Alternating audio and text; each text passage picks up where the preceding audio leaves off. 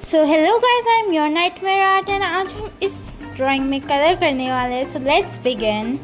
सो इसमें इंकिंग करने के लिए मैं सिर्फ ये एक पेन यूज़ कर रही हूँ एंड ये वाले कलर्स। तो जब तक मैं इंकिंग कर रही हूँ तब तक आप मुझे बताओ कि आपने अपने आप कितना इम्प्रूव करा आर्ट की लाइन में, और क्या आपको मेरी वीडियोस देखना पसंद है या आपने अभी तक सब्सक्राइब किया है कि नहीं। अरे चलो ये सारी बातें तो छोड़ते हैं, हम अपनी इंकिंग पे ध्यान लगाते हैं। इंकिंग वाला पार्ट बहुत ज़्यादा लंबा हो जाता है, इस वजह से कलरिंग वाला पार्ट तो दिखाना इम्पॉसिबल हो जाता है मेरे लिए लास्ट तक।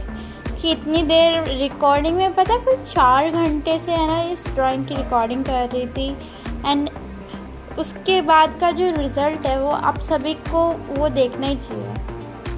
आप भी अगर हार्ड वर्क करोगे ना, आप भी एक दिन ऐसी ड्राइंग्स अचीव कर पाओगे। तो जल्दी से मैं इसकी पूरी इंकिंग कर देती हूँ। भाई इतनी गर्मी हो रही है ना बाहर, और उस गर्मी में बैठ के मैं वीडियो बना रही हूँ यहाँ पर, और कमरे में कूलर भी नहीं है। और उसके बाद पता है, उसके बाद मैं रिकॉर्डिंग भी उसी कमरे में बैठ के कर रही हूँ। तब इतनी गर्मी में रहना पड़ रहा है ना यहाँ पर। एंड यहाँ पर मैं इसके हैंड में इंकिंग करते हुए अब मैं आपको यूज़ बताने वाली हूँ कि ये जो कलर पेन मैंने लिया है वो किसके लिए है। पहले मैंने पीछे का जो फ्लेम वाला पार्ट था वो इरेज करा है एंड अब मैं यहाँ पर यूज़ कर रही हूँ एक स्केच पेन, क्योंकि मेरे पास येलो पेन नहीं है। तो वो वाले जो पेन होते हैं आप इंकिंग के लिए यूज़ करो।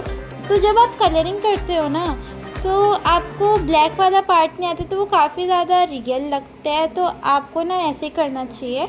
अगर आप नॉर्मल पेंसिल स्केच वगैरह या शेडिंग वाली ड्राइंग बना रहे हो तो उसमें तो इतना कुछ फ़र्क नहीं पड़ता है, लेकिन अगर आप कलरिंग कर रहे हो तो आपको ये करना चाहिए। एंड यहाँ पर यह आ गया है इसके आर्म वाला पार्ट। भाई कुछ भी हो जाए, डिटेलिंग नहीं मिस होनी चाहिए। एक एक स्ट्रोक्स मैंने सेम टू सेम करने की कोशिश कर रहा है एंड मैं वापस से वही सेम प्रोसेस दोहराते हुए देखो, मैं आपको इसी वीडियो के बीच में एक इंकिंग का सीक्रेट भी बता देती हूँ।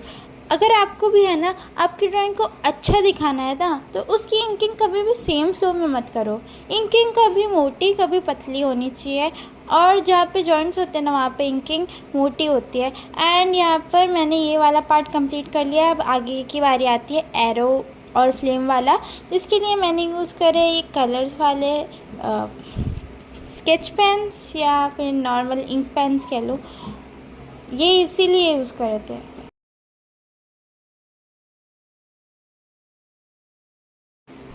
तो जैसे कि ये वाला पार्ट कंप्लीट हो चुका है, तो इसको दिखाने में ना काफ़ी समय लगेगा वैसे तो, मतलब मैंने वो पेन वाला पार्ट कर लिया है। अब मैं वापस से स्केच पेन वाला पार्ट कर रही हूँ।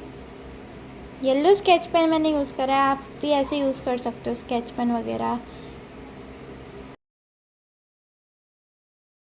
सो हमने ये वाला पार्ट कर लिया है कंप्लीट। भाई मुझे यहाँ पर जो खुशी हुई थी ना, अब मैं इसके आइज़ में कलर कर रही हूँ। एंड भाई यहाँ पर डिटेलिंग नहीं छोड़नी है, कुछ भी हो जाए डिटेलिंग नहीं छोड़नी है। देन मैंने यहाँ पे यूज़ करे थे, क्या बोलते हैं इन्हें, प्लास्टिक क्रेयॉन्स। इससे स्मूथ फिनिशिंग नहीं आती, लेकिन मैंने इससे स्मूथ फिनिशिंग जितनी हो सकती है उतनी देने की कोशिश करी है। मतलब मैंने पूरे घिस डाले इन्हें। देन शेडिंग में भी नो कॉम्प्रोमाइज़, पूरा का पूरा जहाँ जहाँ पे शेडिंग वाला पार्ट था हर जगह किया है, और ये शेडिंग हो चुकी है। एंड ये वाला जो पार्ट है ये करने से पहले है ना हम हेयर्स में कलर करेंगे। मैंने यहाँ पे यूज़ करा था एक हाइलाइटर एंड काफ़ी अच्छी कलरिंग हुई थी इससे, काफ़ी सॉफ्ट टिप थी इन वाले हाइलाइटर्स की। देन ये बैकग्राउंड में जो फायर वाला है ये कलर करा मैंने।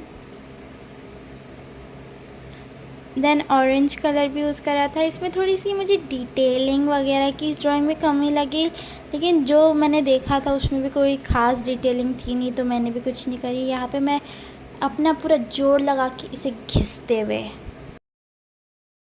और भाई ये कितना मस्त लग रहा है। आप लोग सोच रहे हो कि मैं वापस से यहाँ पे कैसे आ गई, लेकिन यार वो वाला पूरा प्रोसेस दिखाते दिखाते वीडियो कुछ ज़्यादा अरे मेरा फ़ोन गिर गया। ओहो, तो हमने ये ड्राइंग कर ली कंप्लीट। ये मैंने ऑफ कैमरा इस वजह से करी क्योंकि ऑन कैमरा में इतने सारे दिखाना पॉसिबल नहीं हो रहा था। एंड तब तक के लिए bye, stay tune and subscribe me for more such videos.